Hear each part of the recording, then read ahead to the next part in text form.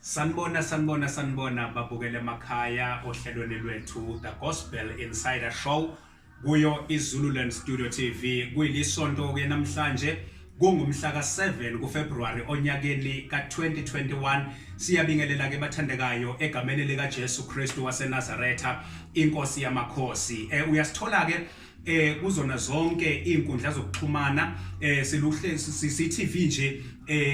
eku online uyasithola Twitter, Facebook, Instagram na ku YouTube siyatholakala nje endaweni zonke okwakho usearcha nje uthi Zululand Studio bese siyavela bese uya like amakufanele ulike ama page usubscribe makufanele usubscribe wenze lokho okufanele ukwenze ukuze njalo mangabe kukhona esikwenzayo you will get an notification yokuthi kukhona esikwenzayo. Namhlanje ke kuyi Sunday enhle babukele emakhaya angihambi ngedwa ke uyazi ke wena ukuthi uma ngabe ngifika nje ngivela phambi kwakho ngisuke ngihamba nogcotshiweyo kaNkulunkulu esisuke sixoxa naye. Namhlanje ke ngiphethe umfundisi uhlengiwe wakwaZungu endaweni yasoLundi sizoba naye ke namhlanje esilandisa nje esinika nalokho uNkulunkulu akamiyalele ngakho ukuba azosethulela khona namhlanje. Mfundisi siyabingelela. Siyabingelela. Amen. Yinhle inkosi. Siyabonga. Asimbongeni uNkulunkulu kakhulu osithwalile onyakeni uphela kwaze kwaqala lona ka2021 esewubize ngonyaka omusha esithi unyaka wethu mase suke sikhuluma sithi unyaka mawuqala sithi unyaka wethu. So siyambonga uNkulunkulu esingenisile nakuwo. Muhle kakhulu uNkulunkulu. Siyabonga. Oh yes, mhlambe singakaqhubeki kakhulu ngoba ngiyabona ukuthi kukhona lento efuna ukuvela yenzeke. Ngicela ukusithatha usisenkosini ngomkhuleko siqala uhlelo lwethu. Asibonge. Baba siyabonga egameni lika Jesu. Siyabonga uNkulunkulu omuhle. Siyabonga wena umdala wezinsuku. Siyabonga namhlanje usenzile umusa. uNkulunkulu wethu ongcwele siyathoba egameni lakho uNkulunkulu wethu onamandla othema sibizile lona uNkulunkulu wethu ongcwele yonke imimoya iyathoba. Siyabonga ke Nkosi ukuthi namhlanje useyinkosi uyaphila baba ongcwele wena ufanele udumo nezibongo ngegama lika Jesu. Baba ongcwele siza kuwe ke uNkulunkulu nakulo lelithuba nakuso lesisikhathi baba ongcwele sonyaka babona amandla wonke. Siyabonga Nkosi ukuthi wena uyaphila uyikho konke thatha udumo egameni lika Jesu. Thank you Jesus. Amen. Amen. Siyabonga kakhulu mfundisi ukusisa enkosini simbonge uNkulunkulu. Mhlawumbe uma ngabe sivele singena nje endabeni yethu yanamhlanje sizoxoxa nje uxoxa nababukele emakhaya mina ngikubuza lokho okufanele okufuna ukwaziwa ngababukeli emakhaya ngomfundisi. Amen. Mhlawumbe uMazungu ungubani uma engake asixoxele nje ngobuyena ukuthi ungubani kahle uMazungu because ababukeli bayafisa ukumazi kangcono kunalokho abayake bakubone uma beke bekubone umi phambi kwabo ushumayela bafuna ukwazi behind the scene kahlengiwe. Amen. Ngibingelele ababukeli emakhaya igama lami nguhlengiwe kaZungu eMbilane khona la oLundi ngizalwa uMadubazane benoZungu endaweni yaseMbilane. Ngikhulele enhlungwane ikhako mama ngase ngiza nje sengimdala kaZungu eMbilane ngizofunda high school yami ngahlala khona ke until kuze kube manje. Amen. Amen. Yes. Ay siyabonga usikhele phezulu nje. Babukele emakhaya ohlelweni lwethu iGospel Insider kuyo iZululand Studio TV la usithola khona kuwona wonke ama online platform okwakho nje you just like Zululand Studio TV ebese siyavela ebese uyasithola kanjalo ungene kithina nathi sibe kuwena egameni lika Jesu. Kumnandi ke nje isonto sihlalele siyaxoxa nje. Yes. Mfundisi nansi indaba onyakeni odlule suqale kahle u2020 kwathi all of a sudden kwavele waphenduka eswini athi amaZulu aphenduka eswini njengotshwala kwanesimo esibhlungu esikhathameze the whole world mhlawumbe ngokwakho noma ngokulalela kwakho ithini into ngesimo esibhekene naso njengoba sifaka ama mask nje namhlanje. Amen. Yo. Jesus. Ngalento ngizothini. Ngibuka uNkulunkulu ngendlela enza ngayo. Wayefuna ukubona angeke ngize ngisho ukuthi ngithi uSathane noma ngithi isitha mhlambi kodwa uNkulunkulu wayefuna ukubona amasotsha lawa awathembile ukuthi azokwazi ukuthi avuleleke amehlo kamoya abone ukuthi yingobani kwenzakala kanjena yingobani sithi senyakeni sijabule bese siyavalwa lento le ibidinga abantu bamehlo kamoya izinto abayibuza kuNkulunkulu ukuthi njengamanje uNkulunkulu kwenzakalani ngoba enye into siyesayilahlala ekuthenini size sikhohlwe ukubuza uNkulunkulu sihlale sazi njalo kanti khona isikhathi uNkulunkulu asibeke kuse sokuthi sibuze uNkulunkulu kwenzakalani yini lena eyenzakalayo abese yasicacisela ukuthi lesi sikhathi bese kumhelo wokukhombisa ugoqa komhlaba umhelo wokukhombisa ukuthi bakhona yini abantu abamele izwi likaNkulunkulu enhlizweni yami kwavuka ukuthi uma ngibona le ndaba kwavuka ukuthi khona lesi sikhathi la oMeshach noAbednego abahamba baya Jesus kwathi sekwenzeka zonke izinto yezwa bathatha inqumo inkosi uNebukadnezari isibeka umthetho kodwa bona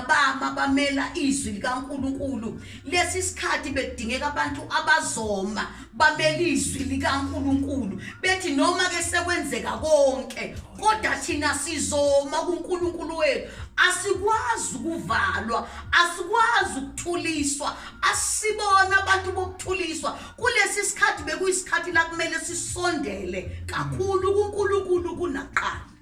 Hallelujah. Ukusondela kwethu kuNkulunkulu umgcotshwa kaNkulunkulu kusho ukuthi yena sikwazi ukuthi sivulelele nabantu abangaboni ukuthi kwenzakalani njengamanje into uNkulunkulu ayishile eqaleni namanje yenzeka yiyo lesiyibonayo lapha athi khona angeke kusangcwatshwana athi abantu boqhathakiso kweintuthwane sifike kuleso simo ebekudinga ukuthi lapho engayingabuza khona uNkulunkulu ukuthi kwenzakalani wathi ngisho abathembile basuswe isigqoko sikamoya bangabona basuswa amehlo. Hallelujah. Kwavuka lento le ethi kunezinto ezibukakala zizinhle emehlweni ethu kanti isiphetho sazo zukufa. Khumbula nansi indoda ethiwa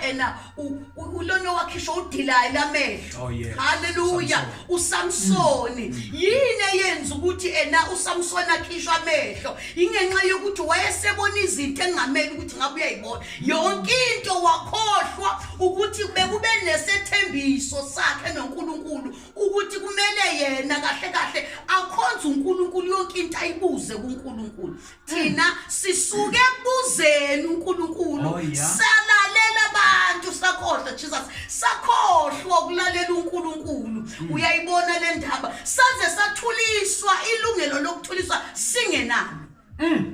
babukele emakhaya yini uhlelo lwethu The Gospel Insider kuyo iZululand Studio TV ukhona umfundisi ngimlande phansi olundi endaweni yasembilane njengoba uzwa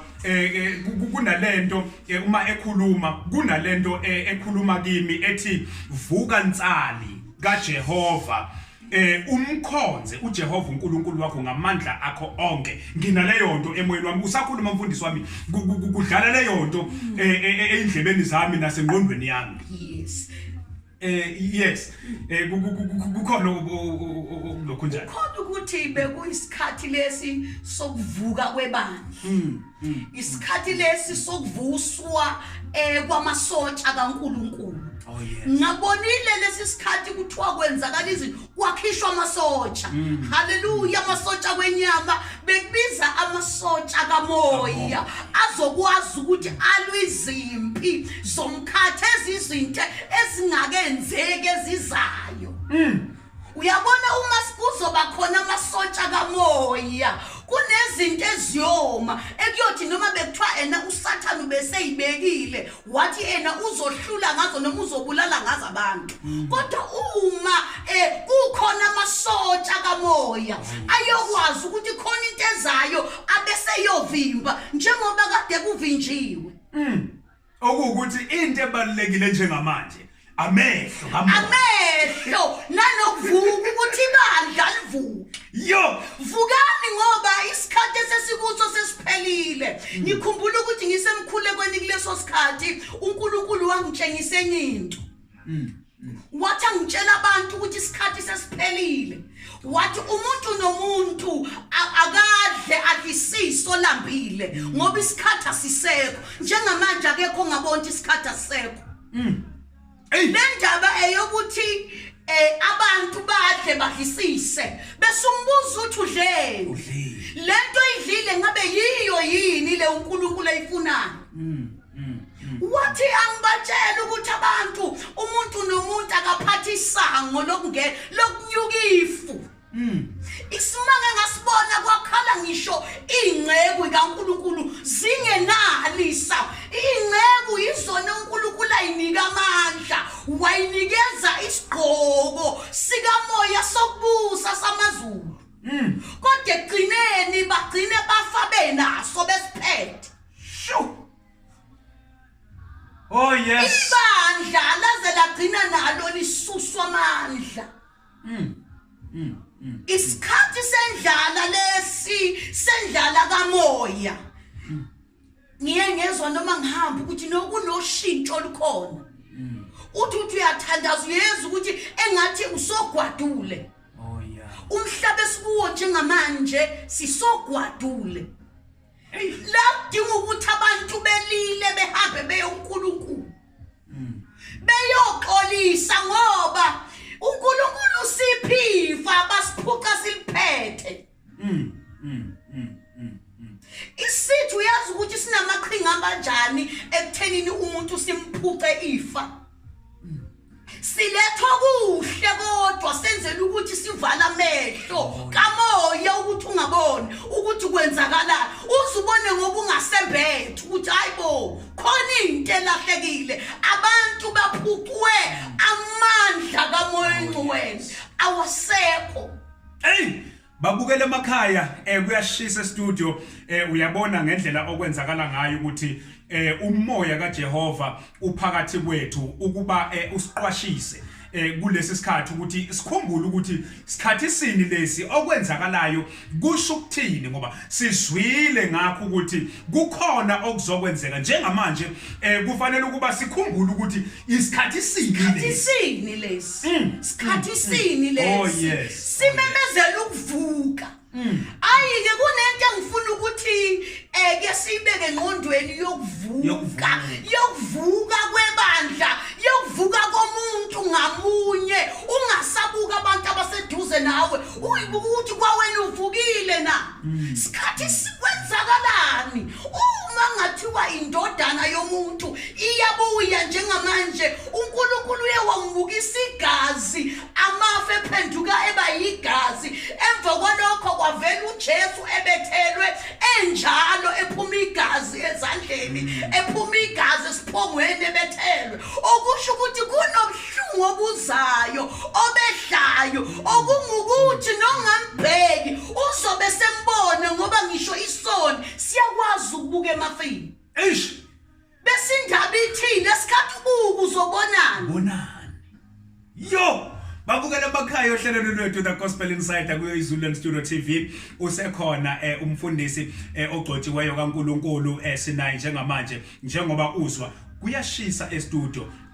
sizoxoxa nje exoxa nami ngixoxa nawe uyabona sixoxa sonke egameni lika Jesu mhlawumbe mfundisi wami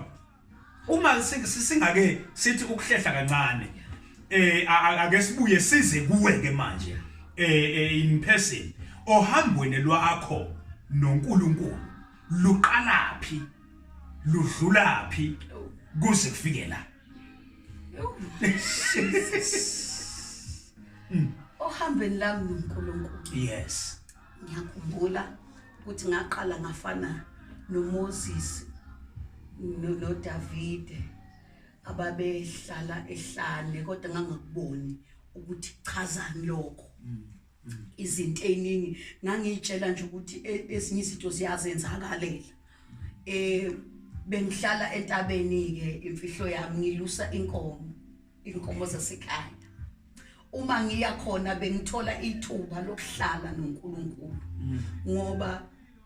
bengesiyeke umuntu onabangani isikhathi esiningi yilapho kwaqala khona ngabona ngoba ngikhumula ukuthi ngangasebenza uma ngithi ngifaka ama CV ngenza zonke izinto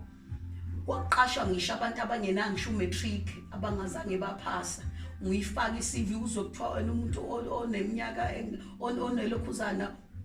ongenawo matric ono standard 6 standard 7 uqashiwe uyayibona lonto ibe khona inhliziyo ngikhumbula ukuthi ngaze ngakhala ngaya khona entabeni uNkulunkulu wayi ngoba kukhona okuncane enginakho ekufundeni kwami ukuthi ngingaqashwa wakhuluma uNkulunkulu wathi wena angikubizelanga ekuthenini uqashwe yonke into oyenzayo oyidinga uyoyithola ezandleni zakho ezikhwepheni zakho yazi ukuthi mhla wasuka entabeni lohlala kuyo akukho oyoba nakhe empilweni ngingakubuka kwenzeka ngifunda kungaphumeleli okunye uhlale endleleni noma sengufundile okunye ngithi ngikhipha ilokhuzana ngikhipha ama CV ngiyenzela ukuthi ngiyoqashwa angizange ngiqashwe ngiyakhumbula interview yami enye engayenza ngenze ngisho le ndawo kodwa khona esibhedlela thizeni ukhishwe ipost ngifuna ukutshela ukuthi kwathi sengifikile khona ababe interview ngaleso sikhathi babeka izandla ekhanda okungukuthi vele umuntu okwakuyena kwakumele angene kulo interview kwakuyimi yes kodwa futhi ngingeza ukungena ngezathu ukuthi lento le yayisivela isihleliwe yaqedwa uyezwa yini ukuthi vele ubani ozongena ababeka izandla emakhanda ukuthi wow into kanjena ngikhumbula ukuthi lesikhathi ngibaphendula ngangize ngiphendula abangakubuzanga uyayibona le ndaba wabuye enhlizweni yami sengikhona ekhaya ngayibuza ngithi mhlawumbe bazofona wathi uNkulunkulu ukhohliwe yini ukuthi ngathini kuwe uma unganeliswa yilokho engitshele khona yazi ukuthi kwawona lo msebenzi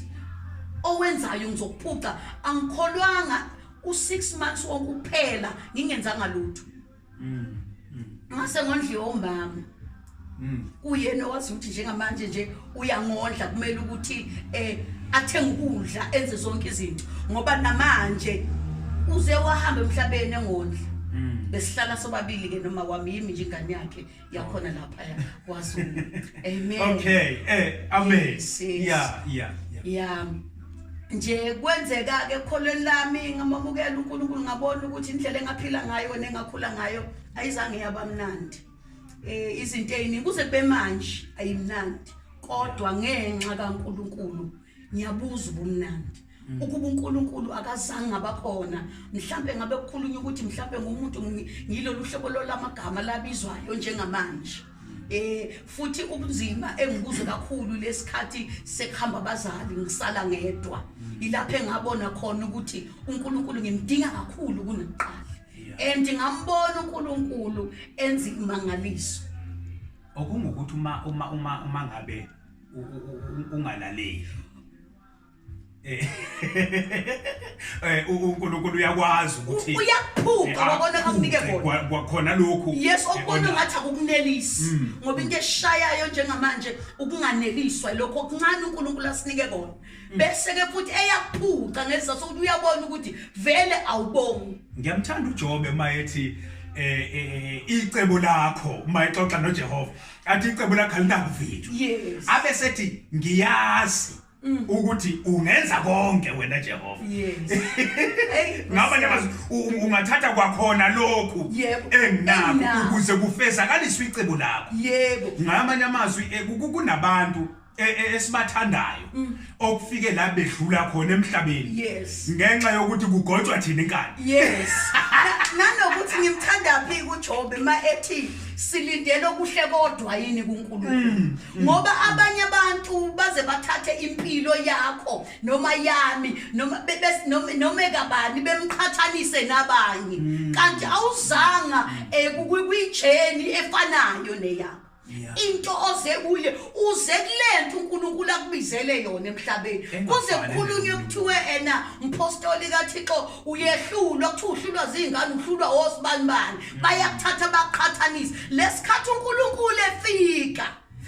ekulethe emhlabeni wezingazange aqhathanise namuntu wawuze uphethe lokho uNkulunkulu akulethele ko okubiza ukuthi lokhu uNkulunkulu asinike khona asibonge kusijabulise kunaqala esiyikho ngisho ngathiwa kukho esinake sikuphethe lokho yikho usavuka ekseni ubonga ukuthi baba ngiyavuka ngiseyimi ngisaphefumula uthola ukuthi abanye banakho okuningi kodwa abanakho ukuthula kuye kwafika enhlizweni yami lezi insuku ngicathi kuleli viki ngathi baba kuncane thina esikubonayo usenzela kona kanti kukhulu ukuvuka kwethu sivuka siphefumula sikwazi nokubonga ukuthi wena uNkulunkulu usenzela umusa kukhulu kudlula konke abanye baze bakubona ukuthi uNkulunkulu kudinga ukuthi kube khona izinto obanika zona kuze bebone uma kungekho abakuphetheyo abakubona ukuthi ukhona babukele emakhaya ohlelweni lwethu The Gospel Insider kuyo iZululand Studio TV sikhona sisinawe nje siyamuza uNkulunkulu ekhuluma nathi ngogcotshiweyo wakhe ngoba ikhona into uNkulunkulu akafuna ukusibambisa yona nakulonyaka ka2021 ngoba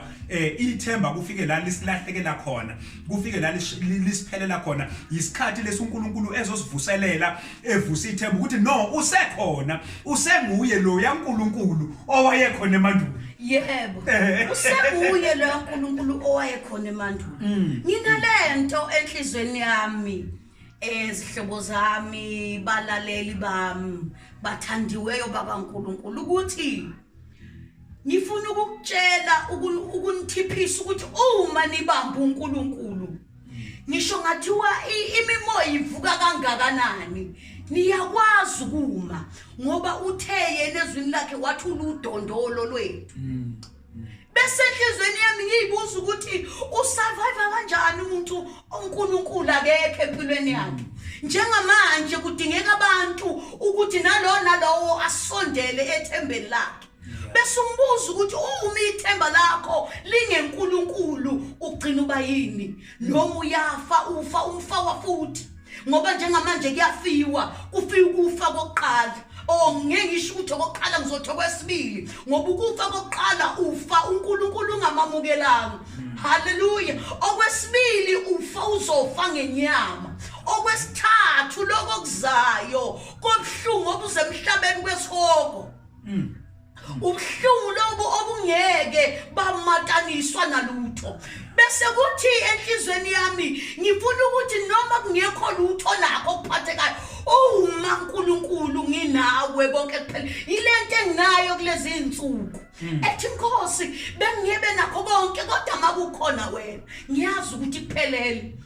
use uyabuza uNkulunkulu enhlizweni yami ngelinye ilanga embonweni uthi yini eniyoyilandulela ngayo kuNkulunkulu uma uJesu sekuyi uthi ngabe niyokhala ngokuthi beningenamali niyokhala ngokuthi izinto zenu besingenzeki niyokhala ngokuthi yini enivimbile ukuthi ningangene embusweni athi kodwa nje okwenzile wathembeka kukho wahlala kuNkulunkulu ngokwethembeka yikona kuphi uyothi wenzeni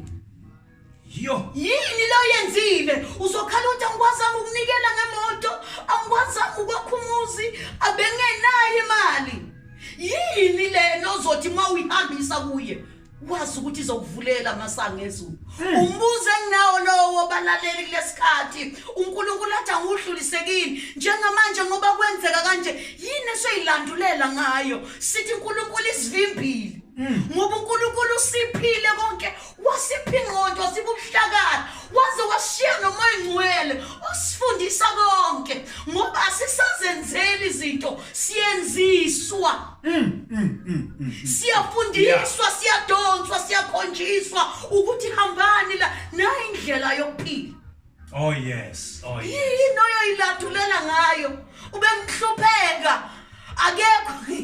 angazi ngizothini akekho umuntu ongavimba ukuthi athi yena ube uvinje ungena ezulwini ngenxa yokuthi ubehlupheka engenabazali engenabo abantu abebemondla engenalutho sikhona kodwa inye into engifuna ukuyisho akekho umuntu onamandla okudlula uNkulunkulu wethu ophilayo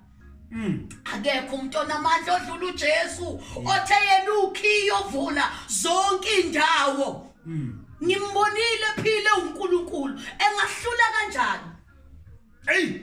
babukele emakhaya ohlelo lwethu The Gospel Insider kuyo Izulu Studio TV ukhona umfundisi wethu izwi lenkosi likhona uzosipha lona ungakhathazeki wena yonke into uNkulunkulu mangabe sisuke sizala usuke esihlelele esiphathisele the full package ukuthi sidle sikwazi ukuqhubeka nendlela sivuke ebuhlungwini sivuke kubuye amandla nethemba ukuze sihambe simkhonze sisekupheleleni kuye ngifisa ukuthi ke babukele emakhaya sesifike emaphethelweni ohlelo lwethu